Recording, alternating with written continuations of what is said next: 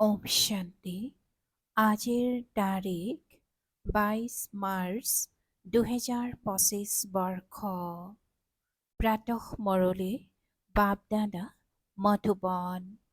আজিৰ পিতাৰ অমৃতবাণী হৈছে, মৰমৰ সন্তানসকল, তোমালোকৰ নিচা থাকিব লাগে যে আমাৰ পাৰলৌকিক পিতাই বিশ্বৰ আচাৰ্য অৰ্থাৎ স্বৰ্গ স্থাপনা কৰে, যাৰ আমি মালিক হওঁগৈ। আৰু আজিৰ প্ৰশ্ন, পিতাৰ সান্নিধ্যৰে তোমালোকৰ কি কি প্ৰাপ্তি হয়? পিতাই উত্তৰত কৈছে, পিতাৰ সান্নিধ্যৰে আমি মুক্তি, জীৱন মুক্তিৰ অধিকাৰী হৈ যাওঁ। পিতাৰ সান্নিধ্যই উদ্ধাৰ কৰে, অৰ্থাৎ পাৰলৈ লৈ যায়। বাবাই আমাক নিজৰ কৰি লৈ আস্তিক আৰু টিকালদৰ্শী কৰি তোলে। আমি ৰচয়িতা আৰু ৰচনাৰ আদি মধ্য অন্তক জানি যাওঁ। আৰু আজিৰ গীত ধীৰজ ধৰ মনুৱা। ধীৰজ ধৰ মনুৱা অৰ্থাৎ হে মন, ধৈৰ্য ধৰা। ওম শান্তি। এয়া কোনে কয়? সন্তানসকলক পিতাইহে কয়। সকলো সন্তানক ক'বলগীয়া হয়, কিয়নো সকলো দুখী, অধীৰ। পিতাক স্মৰণ কৰে যে আহি দুখৰ পৰা মুক্তি দিয়ক, সুখৰ ৰাস্তা দেখুৱাওক। এতিয়া মনুষ্যৰ, তাৰ ভিতৰতো বিশেষকৈ ভাৰতবাসীৰ এইটো স্মৃতি নাই যে আমি ভাৰতবাসী বহুত সুখী আছিলোঁ। ভাৰত অতি প্ৰাচীন আচাৰ্যৰ স্থান আছিল। বিশ্বৰ আচাৰ্য বুলি কোৱা হয় নহয়। এই মায়াৰ ৰাজ্যত 7টা আচাৰ্যৰ কথা কোৱা হয়। সেয়া হৈছে স্থূল আচাৰ্য। পিতাই বুজাইছে, এয়া হৈছে মায়াৰ আচাৰ্য, য'ত দুখ আছে। ৰাম পিতাৰ আচাৰ্য হৈছে স্বৰ্গ। সেইখনে হৈছে বিশ্বৰ আচাৰ্য। ভাৰত স্বৰ্গ আছিল, হীৰাৰ দৰে আছিল। তাত দেৱী দেৱতাসকলৰ ৰাজ্য আছিল। এই ভাৰতবাসীয়ে সকলো পাহৰি গ'ল, যদিও দেৱতাসকলৰ আগত মূৰ দোৱায়। পিতাই কৈছে, এই ভাৰতবাসীয়ে সকলো পাহৰি গ'ল, যদিও দেৱতাসকলৰ আগত মূৰ দোৱাই পূজা কৰে, কিন্তু যাৰ পূজা কৰে তেওঁলোকৰ জীৱন বৃত্তান্ত জানিব নালাগে জানো? এয়া বিশদৰ পিতাই বহি বুজাই, ইয়ালৈ পাৰলৌকিক পিতাৰ ওচৰত তোমালোক আহিছা। পাৰলৌকিক পিতা হৈছে স্বৰ্গ স্থাপনা কৰোতা। এই কাৰ্য কোনো মনুষ্যই কৰিব নোৱাৰে। এওঁকো অৰ্থাৎ ব্ৰহ্মাকো পিতাই কয়, হে শ্ৰীকৃষ্ণৰ পুৰণি তমোপ্ৰধান আত্মা, তুমি নিজৰ জন্মক নাজানা। তুমি শ্ৰীকৃষ্ণ আছিলা, তেতিয়া সতোপ্ৰধান আছিলা। পুনৰ 84 জন্ম লৈ এতিয়া তমোপ্ৰধান হৈ গলা। তোমাৰ বেলেগ বেলেগ নাম হৈ গ'ল। এতিয়া তোমাৰ নাম ব্ৰহ্মা ৰখা হৈছে। ব্ৰহ্মাৰ পৰা বিষ্ণু বা শ্ৰীকৃষ্ণ হ'ব। কথা একেটাই, ব্ৰহ্মাৰ পৰা বিষ্ণু বা বিষ্ণুৰ পৰা ব্ৰহ্মা। ব্ৰহ্মা মুখ বংশাৱলী, ব্ৰাহ্মণৰ পৰা দেৱতা হয়, পাছত সেই দেৱী দেৱতাই পুনৰ শূদ্ৰ হৈ যায়। এতিয়া তোমালোক ব্ৰাহ্মণ হৈছা। এতিয়া পিতাই তোমালোক সন্তানসকলক বহি বুজায়, এয়া ভগৱানুবাজ। তোমালোক হৈ গলা বিদ্যাৰ্থী, তেন্তে তোমালোক কিমান আনন্দিত হ'ব লাগে, কিন্তু ইমান আনন্দ নাথাকে। ধনৱান ধনৰ নিচাত বহুত আনন্দত নাথাকে জানো? ইয়াত ভগৱানৰ সন্তান হৈছা, তথাপিও ইমান আনন্দ নাথাকে। বুজি নাপায়, পাথৰ বুদ্ধিৰ। ভাগ্যত নাথাকিলে জ্ঞানৰ ধাৰণা কৰিব নোৱাৰে। এতিয়া তোমালোকক পিতাই মন্দিৰৰ যোগ্য কৰি আছে, কিন্তু মায়াৰ সংগও কম নহয়। গোৱা হয়, সংগই তৰাই কুসংগই ডুবাই। পিতাৰ সংগই তোমালোকক মুক্তি, জীৱন মুক্তিত লৈ যায়। পুনৰ ৰাৱণৰ কুসংগই তোমালোকক দুৰ্গতিত লৈ যায়। 5 বিকাৰৰ সংগ হৈ যায়। ভক্তিত সৎসংগ বুলি কয়, কিন্তু চিৰি তললৈ নামিয়েই থাকে। চিৰিত কোনোবা খুন্দা খালে নিশ্চয় তলতেই। পিতাই কৈছে যে চিৰিত কোনোবা খুন্দা খালে নিশ্চয় তলতেই পৰিব নহয়। সকলোৰে সদ্গতিদাতা একমাত্ৰ পিতাহে। সকলোৰে সদ্গতিদাতা একমাত্ৰ পিতাহে। যিকোনো লোকেই ভগৱানক ওপৰলৈ ইংগিত দিয়েই বুজাব। এতিয়া পিতা নোহোৱাকৈ সন্তানৰ পৰিচয় কোনে দিব? পিতাইহে সন্তানসকলক নিজৰ পৰিচয় দিয়ে। তেওঁলোকক নিজৰ কৰি লৈ সৃষ্টিৰ আদি মধ্য অন্তৰ জ্ঞান দিয়ে। পিতাই কয়, মই আহি তোমালোকক আস্তিক কৰি তোলো, টিকালদৰ্শীও কৰি তোলো। এইখন হৈছে ড্ৰামা। এয়া কোনো সাধু সন্ত আদিয়ে নাজানে। সেয়া হৈছে সদৰ ড্ৰামা। এয়া হৈছে বেসদৰ। এই বেসদৰ ড্ৰামাত আমি সুখো বহুত দেখিছোঁ, তেন্তে দুখো বহুত দেখিছোঁ। এই ড্ৰামাত শ্ৰীকৃষ্ণ আৰু খ্ৰীষ্টিয়ানৰ কেনেকুৱা হিচাপ নিকাচ আছে। তেওঁলোকে ভাৰতৰ লগত যুদ্ধ কৰি ৰাজ্য ল'লে। এতিয়া তোমালোকে যুদ্ধ নকৰা, তেওঁলোকে নিজৰ মাজত যুদ্ধ কৰে। ৰাজ্য তোমালোকে পাই যোৱা।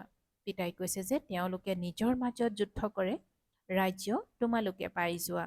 এয়া ড্ৰামাত নিৰ্ধাৰিত হৈ আছে, এই কথা কোনেও নাজানে। জ্ঞান দিওঁতা জ্ঞানৰ সাগৰ এজনেই, পিতা, যিজনে সকলোৰে সদ্গতি কৰে।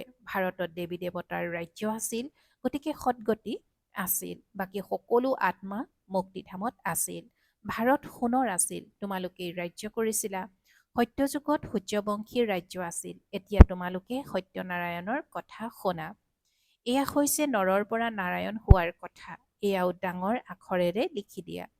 সত্য গীতাৰ দ্বাৰা ভাৰত সঁচাখণ্ড অতি মূল্যৱান হৈ যায়।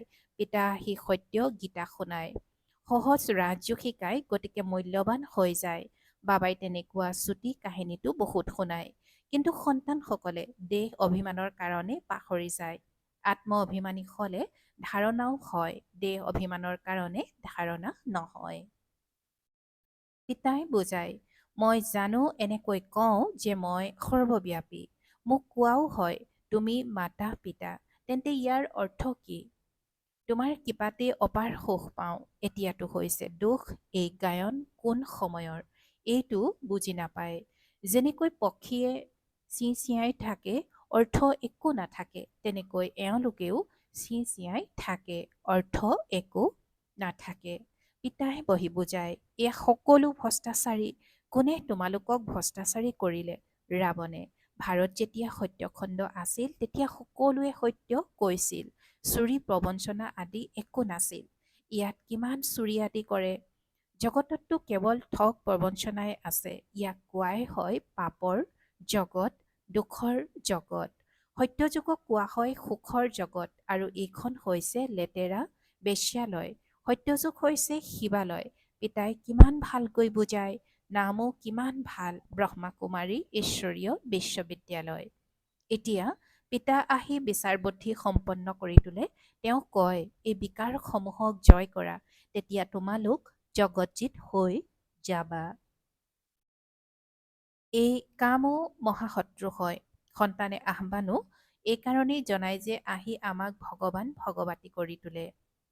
সন্তানে আহ্বানো এইকাৰণেই জনায় যে আহি আমাক ভগৱান ভগৱতী কৰি তোলক। পিতাৰ যথাৰ্থ মহিমা তোমালোক সন্তানসকলেই জানা। মনুষ্যইতো পিতাকো নাজানে, পিতাৰ মহিমাকো নাজানে। তোমালোকে জানা যে তেওঁ প্ৰেমৰ সাগৰ। পিতাই তোমালোক সন্তানসকলক ইমান জ্ঞান শুনায়, এয়া হৈছে তোমাৰ মৰম। শিক্ষকে বিদ্যাৰ্থীক পঢ়ায়, তেতিয়া বিদ্যাৰ্থী কিহৰ পৰা কি হৈ যায়। তোমালোক সন্তানসকলো পিতাৰ দৰে প্ৰেমৰ সাগৰ হ'ব লাগে। মৰমেৰে যিকোনো লোককে বুজাব লাগে। পিতাই কয়, তোমালোকেও ইজনে সিজনক মৰম কৰা। পিতাৰ পৰিচয় দিয়াটো হৈছে সৰ্বোত্তম মৰম। তোমালোকে গুপ্ত দান কৰা। তোমালোকে গুপ্ত দান কৰা। এজনে আনজনৰ প্ৰতি ঘৃণাৰ ভাৱো ৰাখিব নালাগে, নহ'লে তোমালোকেও কোব খাব লাগিব। কেতিয়াও কাৰো প্ৰতি ঘৃণাৰ ভাৱ নাৰাখিবা, তিৰস্কাৰ নকৰিবা। দেহ অভিমানত অহাৰ বাবে পতিত হৈছা। পিতাই দেহী অভিমানী কৰি তুলিলে তোমালোক পবিত্ৰ হৈ যোৱা। সকলোকে এইটোৱে বুজোৱা যে এতিয়া চুৰাশীৰ চক্ৰ সম্পূৰ্ণ হৈছে। যি সূৰ্যবংশী মহাৰজা মহাৰাণী, তেওঁলোকেই পুনৰ চুৰাশী জন্ম লৈ লৈ অৱনমিত হৈ এতিয়া গৈ তলত পৰিছে। এতিয়া পিতাই পুনৰ মহাৰজা মহাৰাণী কৰি আছে। পিতাই কেৱল কয়, মাম একম স্মৰণ কৰা, তেতিয়া পবিত্ৰ হৈ যাবা। তোমালোক সন্তানসকল দয়াশীল হৈ গোটেই দিন সেৱাৰ খেয়াল চলাই থাকিব লাগে। পিতাই নিৰ্দেশনা দি থাকে, মৰমৰ সন্তানসকল দয়াশীল হৈ যিসকল বেচেৰা দুখী আত্মা আছে, সেই দুখী আত্মাসকলক সুখী কৰি তোলা। তেওঁলোকলৈ বহুত চুটিকৈ চিঠি লিখিব লাগে। পিতাই কয়, মোক স্মৰণ কৰা আৰু উত্তৰাধিকাৰক স্মৰণ কৰা। এজন শিৱ বাবাৰেই মহিমা, মনুষ্যই পিতাৰ মহিমা বিষয়েও নাজানে। পিতাই কৈছে যে মনুষ্যই পিতাৰ মহিমাৰ বিষয়েও নাজানে। হিন্দীতো চিঠি লিখিব পাৰা। সেৱা কৰিবৰ বাবেও সন্তানসকলৰ উৎসাহ লাগে। বহুত আছে যি আত্মহত্যা কৰিবৰ বাবে সাজু হয়। তেওঁলোককো বুজাব পাৰা যে জীৱঘাত মহাপাপ।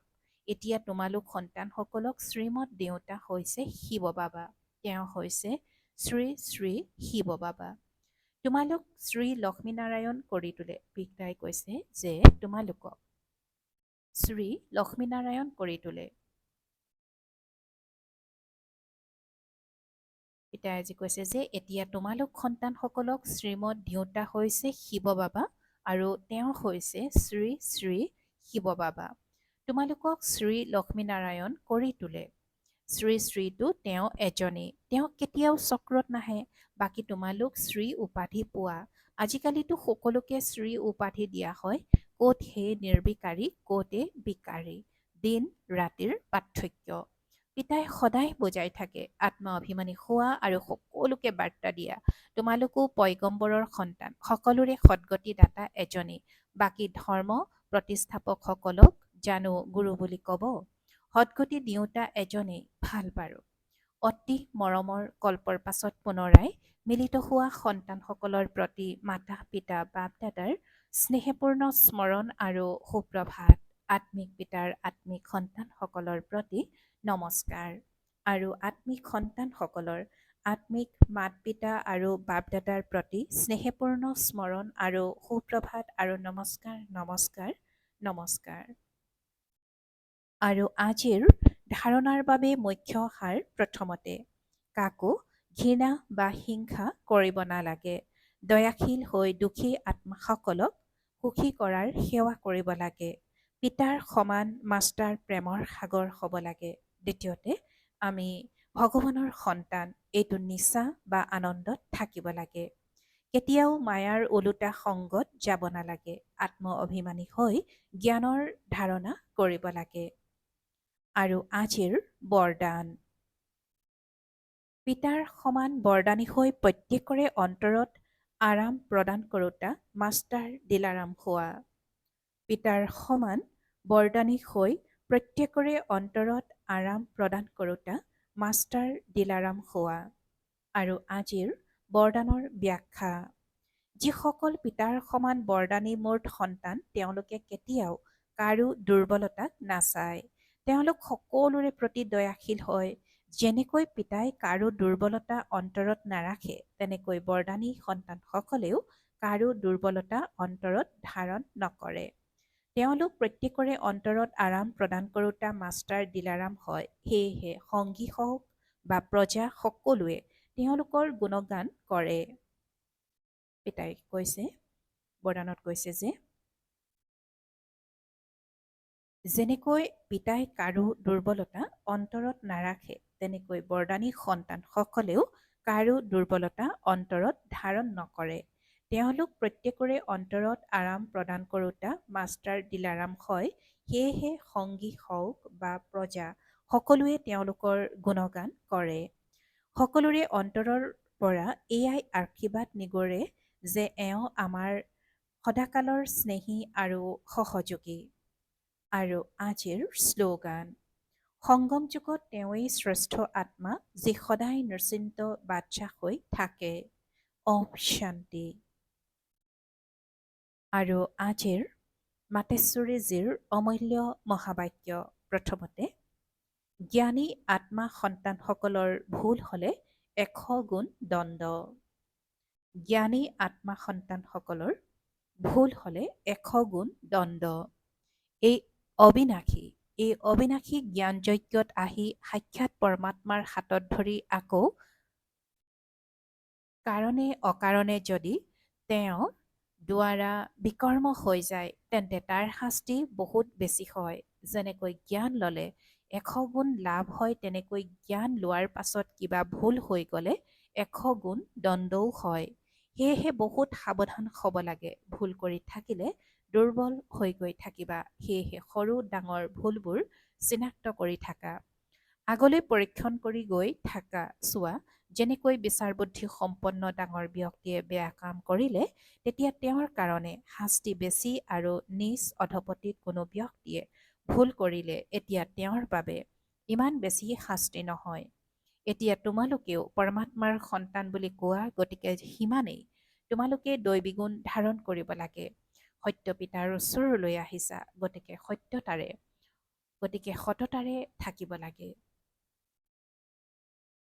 এতিয়া তোমালোকেও পৰমাত্মাৰ সন্তান বুলি কোৱা, গতিকে সিমানেই তোমালোকে দৈবী গুণ ধাৰণ কৰিব লাগে। সত্য পিতাৰ ওচৰলৈ আহিছা, গতিকে সততাৰে থাকিব লাগে। দ্বিতীয়তে, পৰমাত্মা সৰ্বজ্ঞ কেনেকৈ হয়? মনুষ্যই কয় পৰমাত্মা সৰ্বজ্ঞ। এতিয়া সৰ্বজ্ঞৰ অৰ্থ এইটো নহয় যে তেওঁ সকলোৰে অন্তৰৰ কথা জানে, কিন্তু সৃষ্টি ৰচনাৰ আদি মধ্য অন্তক জানোতা হয়। বাকী এনেকুৱা নহয় যে পৰমাত্মা ৰচয়িতা, পালনকৰ্তা আৰু সংসাৰকৰ্তা। ইয়াৰ অৰ্থ হৈছে পৰমাত্মাই জন্ম দিয়ে, খুৱায় আৰু মাৰে, কিন্তু এনেকুৱা নহয়। মনুষ্যই নিজৰ কৰ্মৰ হিচাপ নিকাচ অনুসৰি জন্ম লয়। ইয়াৰ অৰ্থ এইটো নহয় যে পৰমাত্মাই বহি মনুষ্যৰ ভাল সংকল্প, বেয়া সংকল্প আদি জানিব। তেওঁতো জানে যে অজ্ঞানীসকলৰ অন্তৰত কি চলি থাকে। গোটেই দিন মায়াবী সংকল্প চলি থাকিব আৰু জ্ঞানীৰ মনত শুদ্ধ সংকল্প চলি থাকিব। বাকী বহি এটি সংকল্প পাঠ কৰি থাকিব জানো? পৰমাত্মাই জানে যে এতিয়াতো সকলো আত্মাই দুৰ্গতি পাইছে, তেওঁলোকৰ সদ্গতি কেনেকৈ হ'ব সেয়া সকলো সৰ্বজ্ঞই জানে। এতিয়া মনুষ্যই যি কৰ্মভ্ৰষ্ট হৈ গৈছে, তেওঁলোকৰ দ্বাৰা শ্ৰেষ্ঠ কৰ্ম কৰোৱা, শিকোৱা আৰু তেওঁলোকক কৰ্মবন্ধনৰ পৰা মুক্তি দিয়া, এয়া পৰমাত্মাই জানে। পৰমাত্মাই কয়, মোৰ অৰ্থাৎ ৰচয়িতাৰ আৰু মোৰ ৰচনাৰ আদি মধ্য অন্তৰ এই গোটেই জ্ঞান মই জানো। তাৰ পৰিচয় তোমালোক সন্তানসকলক দি আছো। এতিয়া তোমালোক সন্তানসকলে সেইজন পিতাৰ স্মৃতিত নিৰন্তৰ থাকিব লাগে। তেতিয়াহে সকলো পাপৰ পৰা মুক্ত হবা, অৰ্থাৎ অমৰ লোকলৈ যাবা। এতিয়া এয়া জনাটোকেই সৰ্বজ্ঞ বুলি কয়। বাৰু, ওম শান্তি। সত্যতা আৰু সভ্যতাৰূপী সংস্কৃতি ধাৰণ কৰিবলৈ আজিৰ অব্যক্ত সংকেত। কেতিয়াও সভ্যতা এৰি সত্যতাক সিদ্ধ কৰিবলৈ চেষ্টা নকৰিবা। সত্যতা চিন হ'ল নম্ৰতা। সত্যতাৰ চিন হ'ল নম্ৰতা। এই নম্ৰতাই স্থাপনাৰ কাম কাজ কৰে। যেতিয়ালৈকে নম্ৰ নোহোৱা তেতিয়ালৈকে স্থাপনা কৰিব নোৱাৰা। জ্ঞানৰ শক্তি হৈছে শান্তি আৰু প্ৰেম। অজ্ঞানৰ শক্তি ক্ৰোধক। বহুত ভালকৈ সংস্কাৰ কৰি লৈছা আৰু লগতে ব্যৱহাৰো কৰি থাকা, আকৌ ক্ষমাও বিচাৰি থাকা। এনেকৈ এতিয়া প্ৰতিটো গুণ আৰু জ্ঞানৰ প্ৰতিটো কথাক সংস্কাৰ কৰি লোৱা, তেতিয়া সভ্যতা আহি থাকিব। ওম শান্তি।